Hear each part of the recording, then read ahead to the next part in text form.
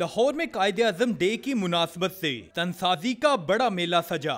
71वें mister Lahore का title Amir Hamza but ने अपने नाम किया। चौधरी अरसलान जूनियर मिस्टर लाहौर बन गए। Malik Shafqat mister master, Basit Ali classic physique और राव हमजा ने फिटनेस फजीक का टाइटल जीत लिया।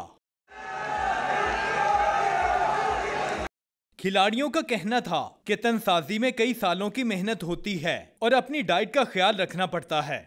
बॉडी बिल्डिंग शो होता है या इसका शौक होता है, ये हर नौजवान को होना चाहिए ताकि वो अपने आप को फिट रख सके। अच्छे इवेंट होंगे, अच्छे लड़के मिलेंगे आपको, ठीक है, पाकिस्तान का नाम रोशन होगा। ऐसे अच्छे इवेंट होने चाहिए पाकिस्तान में बॉडी बिल्डिंग में। मुकाबलों में 200 से ज़ायद तनसाजों ने शिरकत की। इख्तितामी तकरीब में फातेह खिलाड़ियों में इनामात तकसीम किए गए। कैमरामैन फैसल रज़ाक के साथ गुलाम मुर्तज़ा, डॉन न्यूज़ लाहौर।